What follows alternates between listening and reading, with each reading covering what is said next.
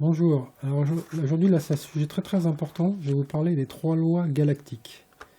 C'est des lois qui sont établies par les formes de vie les plus intelligentes de notre galaxie, qui s'appliquent à l'évolution des espèces intelligentes. Et tant qu'on ne respecte pas ces trois lois, on fait pas partie, on ne peut pas rentrer dans ce qu'on appelle les espèces reconnues comme évolutives.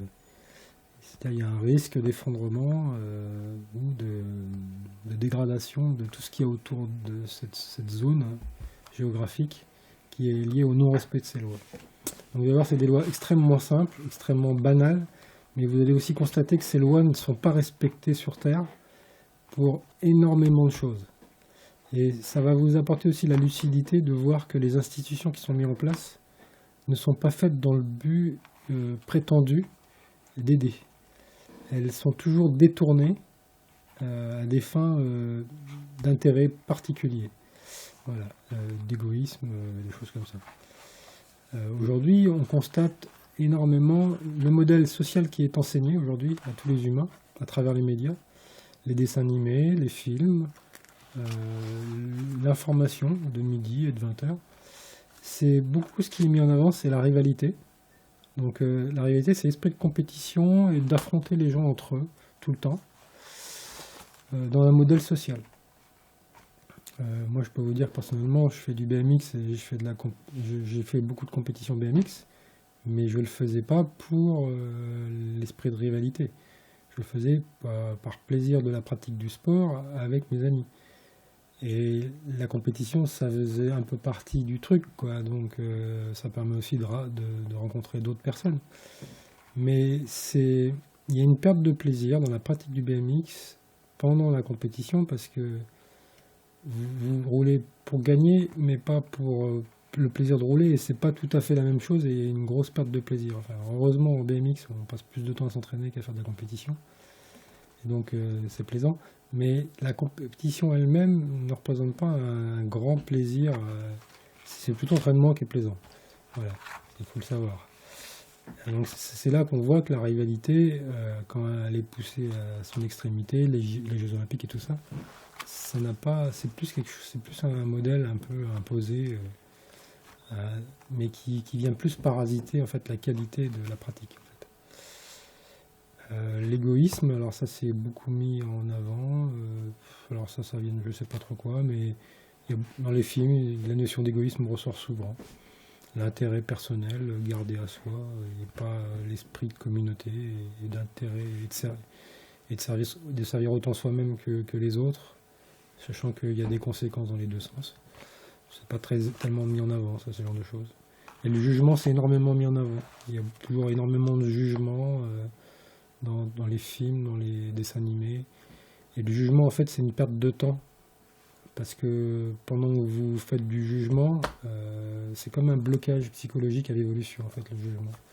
Bien sûr, il faut pouvoir juger d'une situation pour s'adapter ou évoluer, mais passer du temps à juger l'autre et à l'exprimer, c'est conflictuel, c'est anti-évolutif, c'est une perte de temps et souvent ça crée des blocages de communication. Donc voire même plus. Ça peut même provoquer des problèmes de violence et de délinquance, etc. Donc le jugement, ça ressort beaucoup dans tout ce qui est média, mais c'est d'ailleurs une règle chez les entraîneurs. Il ne faut pas faire du jugement sur les gens qu'on entraîne. Il faut leur dire où ils en sont, mais il ne faut pas que ce soit un jugement, parce que après ça fait un blocage. Donc ça c'est assez gênant, ou un conflit carrément.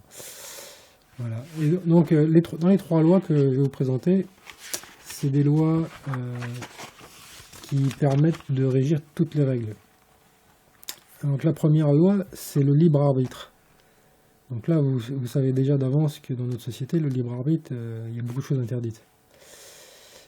Il y a le libre arbitre, mais il y a une deuxième loi qui vient limiter le libre arbitre, parce que le libre arbitre, on ne peut pas faire n'importe quoi non plus. Parce que si vous faites du libre arbitre pour nuire, pour détruire ce qui est construit, qui est positif, c'est un problème. Donc la deuxième loi, c'est de ne pas nuire. Donc vous avez le libre arbitre et vous ne devez pas nuire. Et dès lors, vous faites quelque chose et que ça ne provoque pas de nuisance, il n'y a pas de raison de vous restreindre vos libertés. Et aujourd'hui, il y a beaucoup, beaucoup de choses qui sont restreintes et pourtant il n'y a pas de nuisance. Et à l'inverse, il y a des choses qui ont beaucoup de nuisances et puis qui ne sont pas restreintes. Donc il y a beaucoup de manque de logique dans l'évolution sur Terre, et ce qui crée beaucoup de soucis et de problèmes d'ailleurs. Et le troisième point, c'est l'amour. En fait, c'est un fondement de la vie. La vie ne peut pas exister par définition sans amour. Ça se voit beaucoup chez la naissance des bébés qui ont un flux d'énergie et d'amour très important, et aussi un besoin. Et c'est un mode de communication entre les cellules en fait qui est très optimisé. C'est une forme d'énergie qui fait que on fonctionne très bien dans ce mode-là. On apprend très bien dans ce mode-là, on mémorise très bien dans ce mode-là. Et en fait, tout ce qu'on fait, il faut le faire avec amour. Il y a plusieurs raisons. D'abord, c'est parce que d'abord, vous générez de l'information dans tout ce qui vous entoure. Et ça peut s'enregistrer dans l'eau, dans la pierre. Ça s'enregistre aussi chez les gens qui, par intuition ou par empathie, vont capter cette information.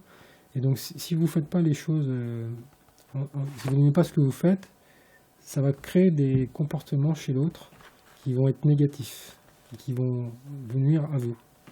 Donc c'est très important, et puis au moins ça prouve une chose, c'est que si vous le faites, que ça vous plaît, c'est que vous approuvez ce que vous faites. Donc ça, c'est 3 points importants. Donc juste ces 3 lois, c'est les 3 lois les plus importantes qui doivent régir tout l'équilibre d'une société. Donc par exemple, je vais donner un cas concret, des institutions actuelles, c'est la justice, qui a pour but, disons, d'éviter de nuire, mais la justice elle-même n'empêche pas de nuire, et même elle nuit. Je vais vous donner l'exemple de la gendarmerie, par exemple, qui va verbaliser une personne qui roule trop vite sur une route dégagée ou qui présente strictement aucun risque, mais qui s'est mis là parce qu'il sait que les gens prennent de la vitesse à cet endroit-là, donc il va pouvoir ramener beaucoup d'amendes, mais concrètement, il n'y a jamais d'accident sur cette route. Il n'y a pas de croisement, il n'y a rien. C'est juste que c'est une belle descente bien dégagée et puis les gens ont tendance à mettre un peu le pied lourd. Et à la jumelle, et ils prennent les gens. Et ils arrivent, ils verbalisent, donc ils sanctionnent. Ils sanctionnent quelque chose qui n'a pas nui.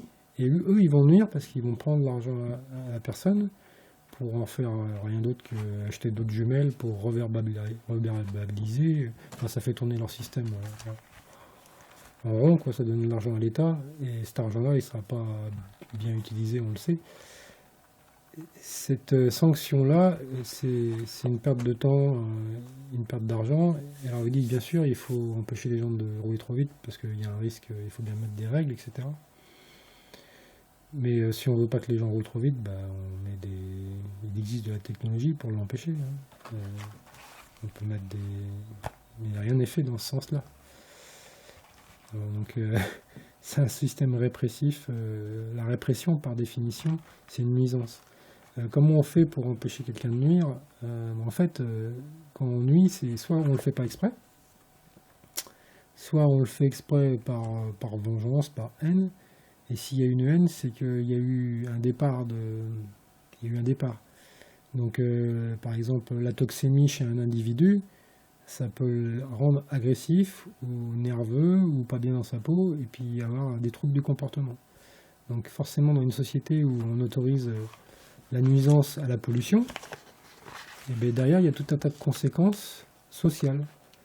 Et normalement, dans ces 3 règles-là, par exemple, si un industriel involontairement pollue l'environnement et qu'on s'en rend compte, eh bien on sera amené à d'abord l'informer de sa nuisance, lui demander de la stopper, et en plus de lui demander de la réparer, ce qui représente un coût. Donc ça obligerait l'industriel à réfléchir, quand il crée un nouveau produit, à réfléchir davantage aux conséquences de ses actes. La règle ne pas nuire, si vous avez nui, vous avez devoir de réparation. Mais le système judiciaire ne doit pas nuire à l'individu, il doit le guider. Donc la seule chose que peut faire un système judiciaire dans un système évolutif, c'est guider la personne et lui demander de réparer.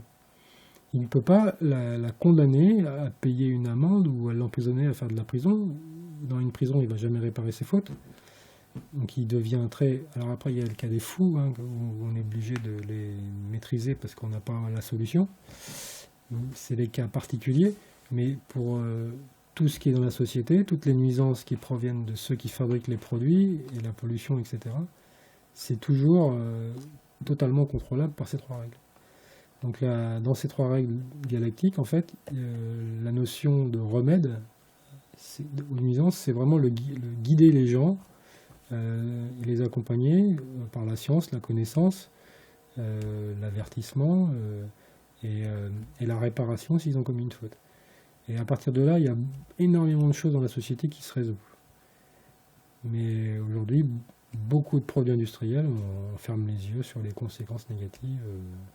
Là, je viens de voir juste un truc récent sur les implants et les technologies médicales d'implants.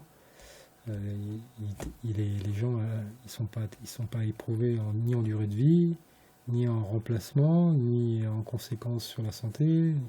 C'est largement diffusé et c'est beaucoup moins contrôlé que les médicaments qui déjà eux-mêmes les médicaments on n'en est déjà pas satisfait des contrôles. Donc vous voyez que et en plus bon bah c'est les risques technologiques, la justice est très laxiste sur les risques technologiques.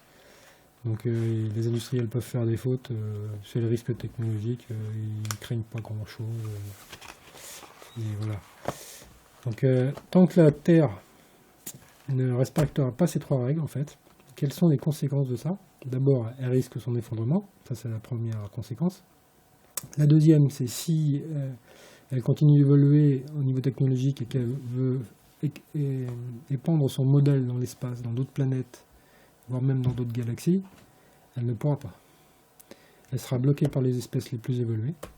Il y aura un confinement. Alors le confinement, je ne peux pas vous dire la distance du confinement. En principe, c'est un confinement qui est lié au système solaire. Mais ce confinement peut être plus resserré si, par exemple, il y avait deux espèces intelligentes dans le même système solaire. Le but, c'est qu'une espèce nuisible ne vienne pas nuire à l'autre. Donc on l'empêche. Il y a un périmètre de confinement. Et le périmètre de confinement est assez sévère, c'est que tout vaisseau qui franchit le périmètre est détruit. Donc, vu le coût que ça coûte de construire un vaisseau, c'est très dissuasif. C'est peut-être une règle d'infraction. C'est comme il n'y a pas de solution, sauf s'ils ont des solutions pour pouvoir neutraliser sans détruire. Mais à défaut de ne pas pouvoir empêcher le vaisseau de franchir le périmètre, il sera détruit. Voilà. C'est vraiment, on utilise la force et les armes vraiment en cas de vraiment dernier recours. Impossibilité totale d'utiliser un autre moyen en fait. Parce que forcément détruire c'est une nuisance et donc on utilise tous les moyens possibles pour ne pas nuire. Voilà, donc je vous répète les trois règles. Libre arbitre, la liberté. Quand on dit liberté, égalité, fraternité, il y a longtemps que ça a été oublié en France. on voit toutes les révolutions qu'il y a en ce moment à cause de ça. Libre arbitre, ne pas nuire. Alors c'est ne pas nuire à soi-même, ne pas nuire aux autres, ne pas nuire à l'environnement, ne pas nuire par les actes et aussi par les pensées, parce qu'on peut nuire aussi par les pensées. Donc il y a vraiment une énorme bienveillance dans ces deux règles. Et la troisième, c'est l'amour, c'est dans les actes, c'est on fait ce qui nous plaît, on aime le faire, on le fait bien, etc. On y met du cœur. Et c'est très important pour ne pas polluer les consciences en fait. C'est par rapport au principe d'empathie, par la bienveillance, on ne va pas mettre de mauvaise humeur les autres personnes, on va pas nuire en fait. C'est plus subtil, mais c'est une règle très importante. Voilà. Bon, je vous laisse à réfléchir à ces trois règles et puis quand le système va s'effondrer, il faudra le reconstruire selon ces trois règles. Voilà. Allez, au revoir.